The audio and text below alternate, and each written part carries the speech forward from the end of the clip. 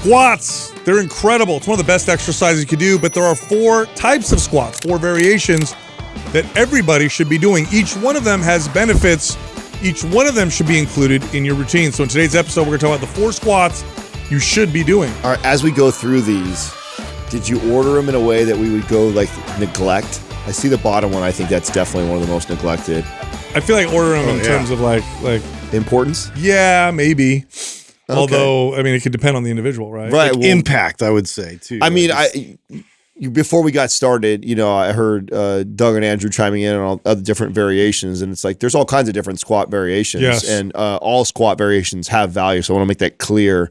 But the idea of this episode was, the 4 that we feel like you have to incorporate. You're going to limit it to 4. This is kind of right, went. Right. Like there's always tremendous value in rotating through all the different variations, but I do think that the 4 that we narrowed down to, like they need to be integrated into your routine in your routine at some point. And I would say on an annual basis is probably how I would specify that, because like the next question I think that we'll get following up this would be, well, how often or when? And I would say my goal would be for a client to incorporate all 4 of these at least in a program once a year. Yeah, I think long enough to where you get good at them. Right. I'm thinking like the way we structure programs, 3 months, right? Yeah. So at least one of Run the a cycle of a whole program cycle, which in our case is normally about a 3-month cycle of each of these exercises. That doesn't mean that they can't go in there or be in there all year, but at least that I think is important to know. Now, squatting in general is just it's a basic fundamental human movement, right? So you could put pressing and pulling, locomotion, walking, running. Squatting is up there as a fundamental human movement. And what you find when you look at movements that are considered fundamental is a lot of carryover when you work through those movements, when you do exercises that mimic those movements, and when you can add load to those movements and get stronger at them. You see tons and tons of carryover. Squats are one of them. Squats in general have so much carryover to everyday life, to mobility, to athletics, to muscle building, metabolism boosting. I mean, some of the most effective exercises for those in those categories are squats. And I remember, and not that these studies mean much, but I do think that they kind of hint towards maybe the signal that exercises send to an extent. But remember those studies that showed the hormone response to different exercises? And it's which ones raise the most testosterone in the short period of time? Well, squats are up there, always at the top. Yep. They cause the highest spike in these anabolic hormones. Now that anabolic hormone spike probably doesn't do anything, but again, I think it's showing us that this is a movement that has a lot of impact on the body. I don't know if I would say or discount it and say that it doesn't have an impact that much, because remember when I went through that 3-year stint where I came off of competing and I came off of all synthetic hormones and I was trying to naturally boost it back up. Of all the things you had me doing, and you had me doing all the ashwagandha and Tungkat Ali, and we were doing stuff nutritionally that we were trying to do to boost my testosterone naturally, red light therapy. I mean, I threw everything at the kitchen sink at it. And one of the things that I thought was so interesting was, of all the things I was doing, the greatest impact I felt was a heavy squat day or a heavy deadlift day. And I noticed it for a good 24 to 48 hour window post squat. Like I felt the libido increase. I felt a surge of energy and a mood increase. Like just all the benefits of what you feel from testosterone. I felt that. And, because of that, I leaned heavy into making sure that of all the things I was doing, like that, okay, I'm trying to build this up. I'm trying to get back in this routine. So I found tremendous value in that. And if there's anybody who's trying to do that naturally, I feel like that's important. It seriously promotes the loudest signal possible, like the systemic effects the squat can provide. I mean, you see that with people that actually grow muscle in their upper body. And you don't really see that with a lot of carryover from other exercises that you're doing, but it's just that overall systemic demand and like really raising up the muscle recruitment process, like all over throughout your body, just to sustain that amount of load on your back. It's pretty significant. Yeah. And I was generally speaking, because someone will be, what makes something a squat? because you're going to see us go through different exercises, and they look different, especially the last two in comparison to the first two. They look very different. But I think a squat requires that you're starting in a standing position, and you're bending and using the ankle, knee, and hip joint at the same time. So that would make something a squat, because there are a lot of variations of the squat. Some variations aren't even called a squat, but really are a squat. Like lunges are really just a split stance squat, or a squat with one leg in the front is doing the squat, right? So any movement that involves those three joints where you're bending all three of them and you're starting in a standing position could be considered a squat. And again, the ones we picked, the exercise we picked, all address strengths and weaknesses and work really well together. There isn't a single exercise that would replace all other exercises for the lower body. But the squat in general has got some of the best characteristics, and the four that we picked, when you combine them all, I think you got all the bases covered. If I say so myself. No, 100%. Today's giveaway is Maps Split. To enter to win, leave a comment below this video in the first 24 hours that we drop it. Subscribe to this channel and turn on notifications. If you win, we'll let you know in the comment section. Now, this episode is brought to you by one of our sponsors, 8 Sleep. So 8 Sleep is a device. It goes over your bed, and it cools or warms your bed to improve the quality of your sleep. And how does it know this? It has AI technology that monitors your sleep, adjusts the temperature, and creates an individualized plan to maximize your sleep. So now your 7 hours at night feels like 9 hours. It is the world's most advanced sleep system. Go check them out. Go to 8sleep.com. That's spelled out 8, E-I-G-H-T. So 8sleep.com/mind pump. And on that link, you'll get $200 off plus free shipping on the pod cover by 8 Sleep. By the way, it ships within the US, Canada, the UK, some countries in Europe, and even Australia.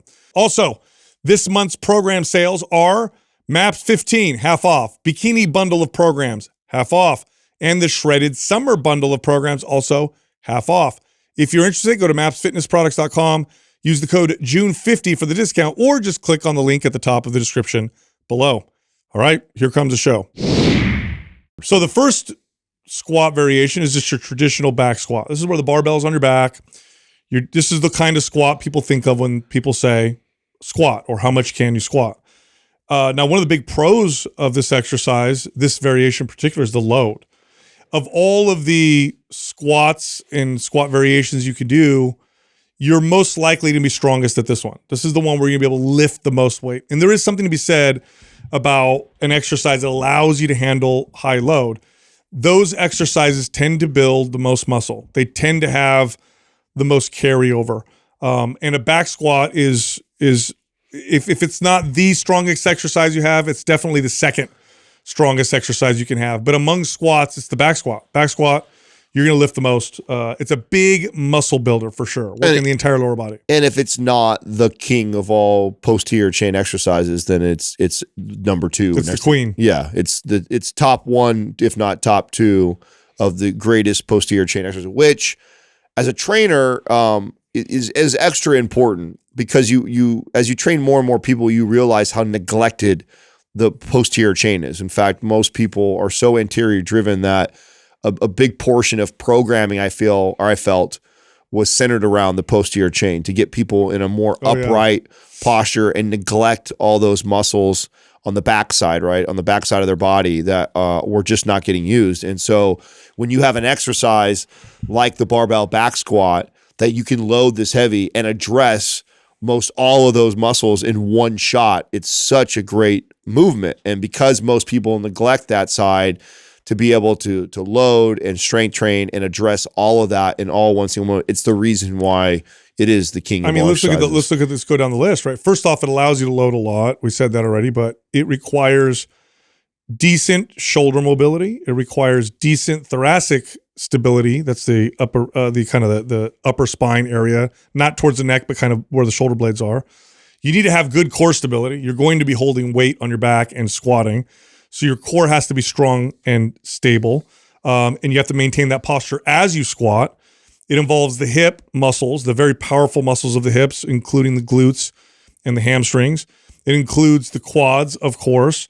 It even includes the muscles that support the ankle, right? The calves, the soleus muscles.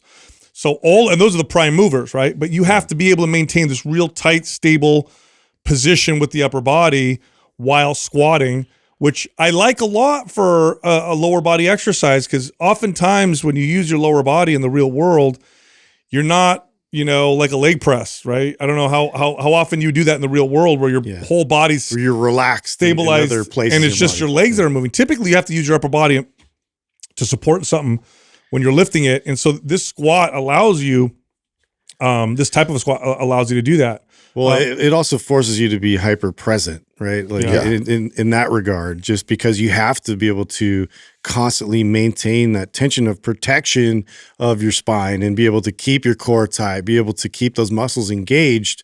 Otherwise, you're going to pay for it. And so obviously this is one of those where it risk reward, and like learning how to improve your mechanics and the skill of the actual squat is of the utmost importance, because yes, you can hurt yourself, but the reward is so much greater as a result of that. And going back to my trainer point, like think of the cues that you guys were always giving your clients, like neutral spine, tuck your chin, shoulders back and depressed, right? Like activate That's your all squat position. Right, activate your core. Like that is all setting up for the squat. So the cues that we were constantly cueing our clients to do throughout their entire workout, because we were always combating this kind of, rounded shoulders, forward head, poor posture, and trying to get them back into this more optimal position. Well, the squat forces you that. To Justin's point, you've got this massive load that would crush you if you're not paying attention and you're not positioning yourself if you're not tucking the shoulders back down, you're not activating the core, getting the spine in a neutral position, right? If you're not bracing, if you're not doing those things, then this thing's going to crush you. And so it forces that, and it forces it in this very heavy loaded isometric position. So you're activating all those even those upper body muscles that promote better posture while you do this great leg exercise. And so I think there's just so much value. It has to be a part of every routine it's the cornerstone of most strength training routines. I will say this: a squat all the exercises will fall into this category, but a squat performed with appropriate resistance, with good mobility, good stability, good control, so you could do it and you own the movement, is extremely safe. It's extremely safe. Yep. That being said, the traditional squat holds a higher injury risk than the rest of the other squats because of the strength potential in particular. Now, of course, people are going to say, well, what about the fact that it's a complex exercise? You have to have good technique. Yes, I didn't say that because I feel like that should be assumed, right? Exercises that require more technique, the injury risk is higher, because if you don't have the technique right, well, then it's not a safe exercise. But that being said, the injury risk is higher on this squat because you can get so strong on it. And I don't mean that the injury risk is high because you're lifting a lot of weight. I mean, if you can get really strong moving one particular way, all of the support ways, all the stabilizing ways, your body's ability to stabilize so you don't move left to right while you're moving this super heavy weight on your back, for example, or the stabilizers that prevent your knees from twisting, or that prevent your feet from collapsing, or your low back from all of a sudden rounding, or whatever. All those stabilizers, because of the load that you're lifting, if you don't move outside of the squat and train some of these other variations, which we're going to go over, then the difference between the strength in this movement and the strength that you have when you just move outside of that movement, you could over respond. That's right. That's right. And then you're going to be in a dire situation. Yeah. And to me, one of the best analogies is envisioning like a drag car, right? That is got 1,000 horsepower in it, and it's so powerful and strong, and it's going straight forward. But the minute you ask that thing to make a dynamic left or right or turn around, it flips, it rolls, it's out of control, and it's because and the body is like that when you've trained the squat so hard, so heavy for so long, and you've neglected all these other things like suspension and handling and all the other abilities that it needs to be able to have. And so that's where this becomes that's the con of this exercise, is getting so good at it. Yes, it's in fact very like linear, the direction with it. It's so challenging because it's so great. Like if you start squatting and you get good at squatting, man, you see incredible gains, and you don't want to stop. You don't want to do variations. You just want to do back squat.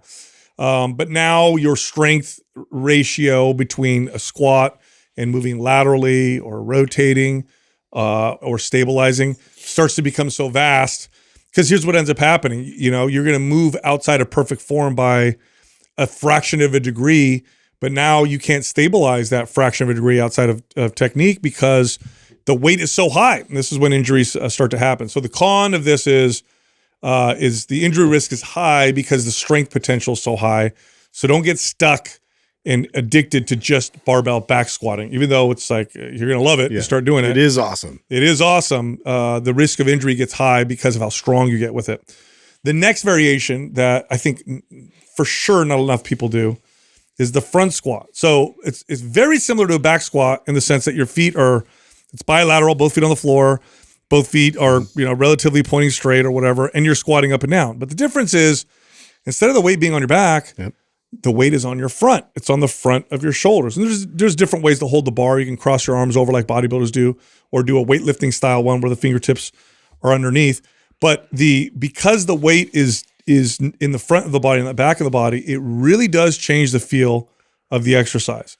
You're going to get more quad activation, less glute activation. Core stability is totally different. You'll see, very different. Like the stability with the traditional back squat, it's a lot of low back strength and stability. When you start to move that bar in front of you, you start to feel the sides of your core activate, and you got to stand really upright. It's a much more upright version of a squat. I'd argue too, like in terms of like facing anything in the real world, you're most likely going to be loading in the front of your body because you're going to be carrying something heavy, in the front or up on your chest. And to be able to incorporate front squats will get you stronger, more stable, and really help just with normal everyday activity so much more. I know that the word functional has been bastardized in our space, but it is more functional than a back squat to that point. The fact that if you're going to bend over and lift a couch up, help a friend carry something. Lift it properly with your legs. It's like a front squat. Yeah, nobody's going to take that thing and throw it on their back and lift it. You don't ever carry anything like that. So it's more transferable to, your daily task. And so I think it's so important. And to be able to do that with good form and technique, if you never front squat and you don't know how to brace your core that way and hold something in front of you, that you see low back injuries all the time happen because of this. And so this exercise is, and the core, to me, I can't stress, it's such a different core feeling.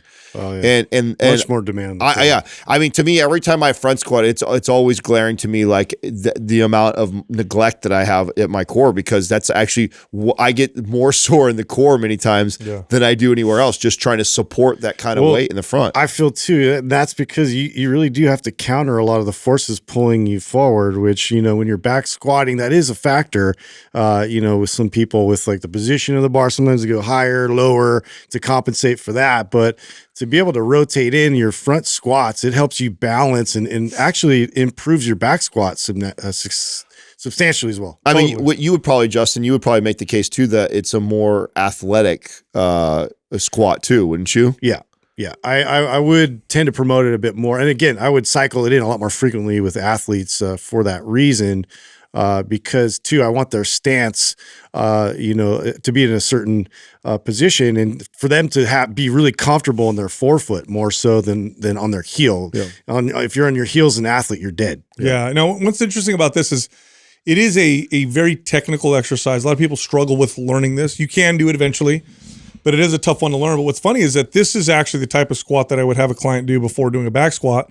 They just didn't load it. And what it looks like is put your arms out in front of you, no weight. Right. That's literally a front squat. Or like a goblet squat. Yeah. Right? Started with things like that. Yeah. So the irony is it's an easy squat to learn, but once you start loading it with a bar, then it becomes very technical and it's very difficult. And a lot of people have trouble with it. So that would be, I guess, one of the cons. But I mean, in terms of building lower body strength, hypertrophy, especially for the quads, like I have a tough time trying to find a better exercise. Another con too is that a lot of people, and I'm guilty of this too when I first started front squatting, is being discouraged because you're significantly stronger in the back squat compared to that. And so we all have this tendency to be like, oh man, if I'm not lifting as much as this, then it's not as good as that.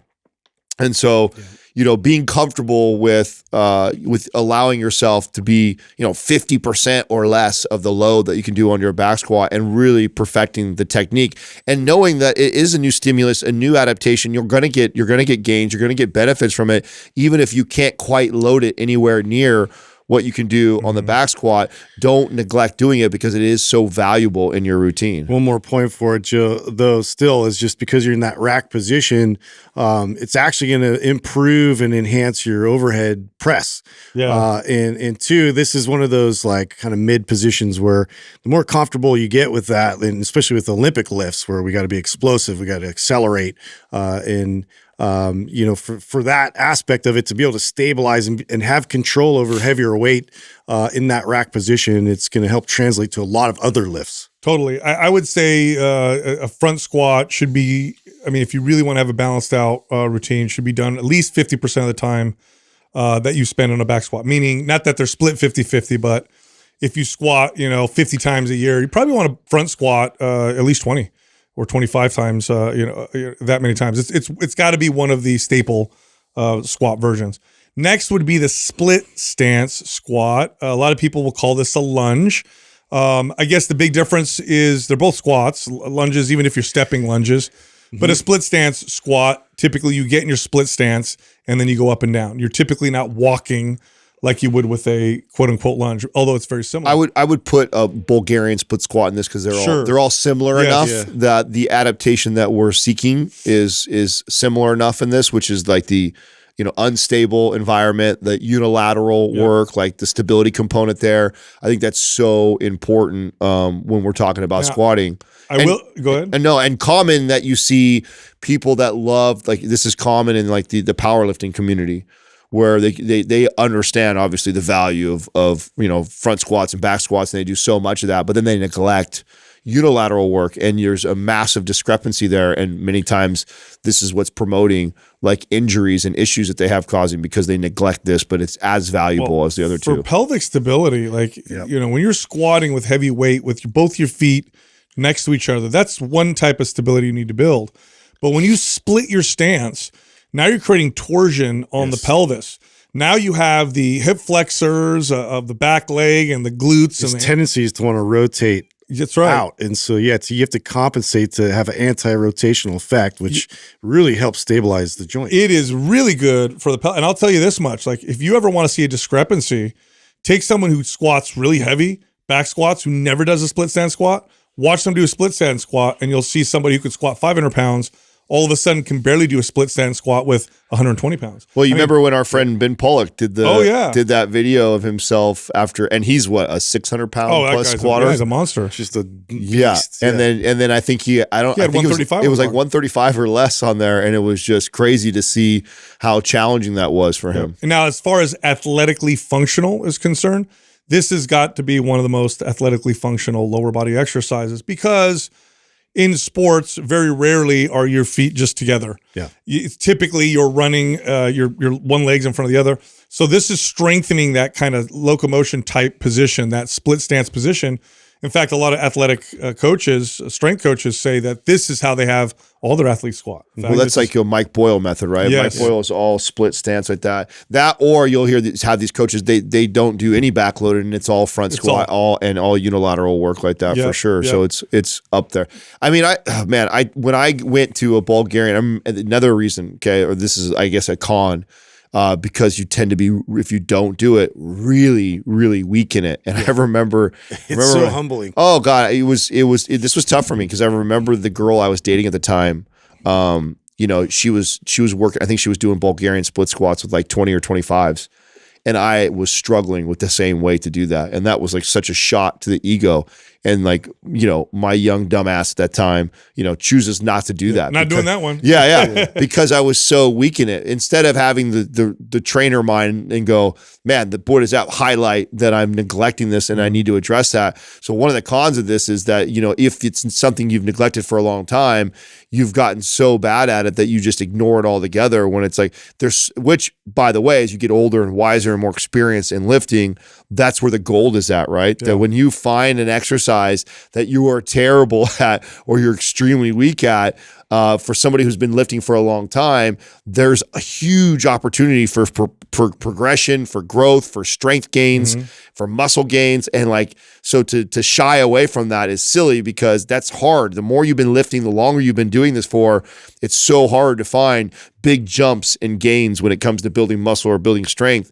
But until you find stuff like this, that's really challenging. So don't shy away from it if this is a That's where all the gains are. Yes. Yeah. Now, one of the pros of this type of a squat is you can also work with very little ankle mobility or with a lot of ankle mobility, depending on where you place that front leg, how far you allow your knee to travel Which forward. is normally a major limiting factor for your clients. Right. So a lot of people can't do traditional squats, back squats, because their ankle mobility is lacking. And so you have to do all these mobility exercises. Sometimes you rise the heel to allow them to squat deeper.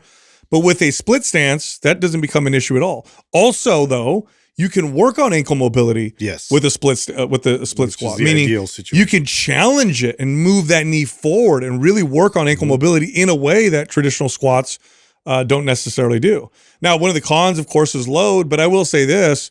Some of the best split stance squatters, the load they can lift is not nothing. It's phenomenal. You look at Olympic lifters when they're coming out of a fast lift. Oftentimes they catch the lift in a split stance, and they can really support a lot of load. So you're not gonna be able to lift as much like this, like you will with a back squat. So the load is lighter, but by no means is this. This definitely can turn into. It's not limiting. You could really progress. You can. Another con is that back foot. Some people have issues with the stabilizing or supporting themselves with their toes being bent, but I think that's just the mobility issue that if you continue to practice and work, then you're able to do it. And another positive, and this was something that I got to see firsthand when I started to really train Bulgarian split squats more often, was how much it contributes back to the backloaded squat. Huge. If you neglect the Bulgarian or the split stance squat and you don't ever do that, and then you focus on it and you get really strong, many times that just simply doing that will break you through a plateau on the back squat, right? So we've talked about already how valuable the back squat is, how much gains, how awesome that is. And then a lot of times what happens is you hit a plateau, you can't get past a certain weight and you're kind of stuck there. One of the best things to break through those plateaus sometimes is I'll take a client and we'll go solely focused on Bulgarians, get really strong at Bulgarian split squats, then come back to the squat, the barbell back squat, and watch us break through a plateau. Right. Next up is the Cossack squat. This is kind of like a side lunge, some people would say. But the reason why this exercise is in this list is because the top three all move you. It's basically in front of your body or straight ahead, right? Yeah.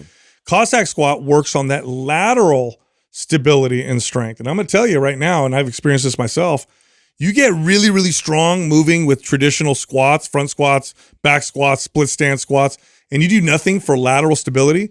The discrepancy between the strength that you have when you're facing forward and moving forward and back versus side to side becomes so big that you actually become an injury. The injury risk goes through the roof. Yeah. And the next thing you know, you have to catch yourself moving sideways or whatever. And you're like, why do I feel so awkward or unstable?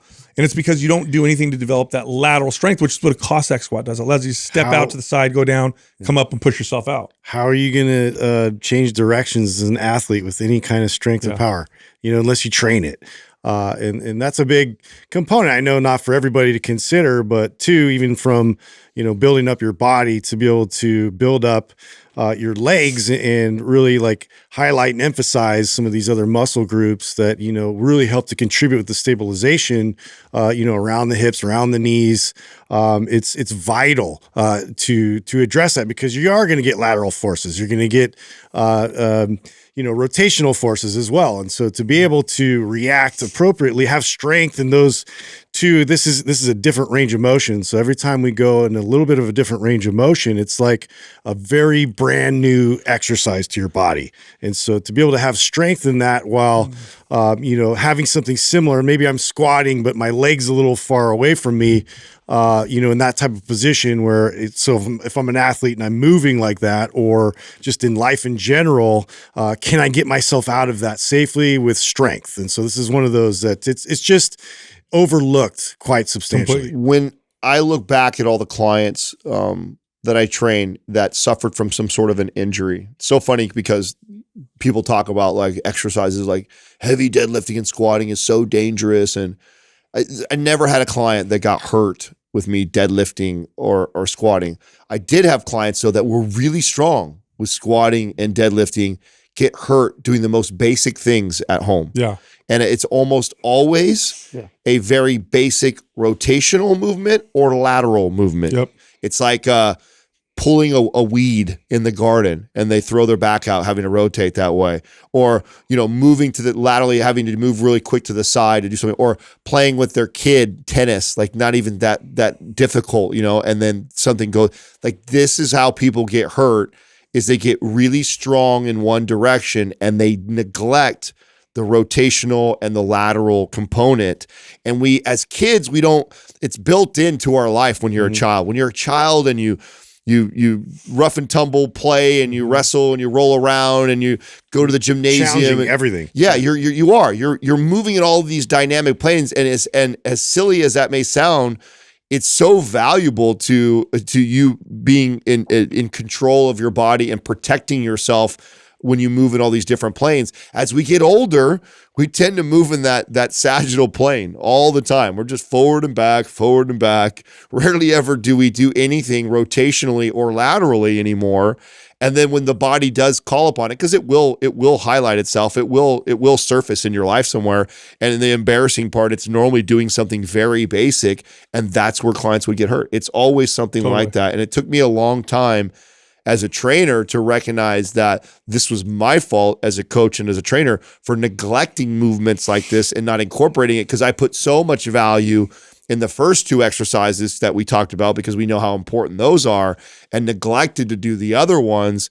And it was my fault that my clients are getting hurt doing these really basic stuff because I wasn't programming that lateral and rotational component. Yeah, I know what I really like about this too is it connects the ankle, the knee, the hip, it connects the upper body with this lateral movement, because you see a lot of exercises, especially done on machines, that attempt to strengthen muscles that help with lateral stability, but they don't connect the ankle with it.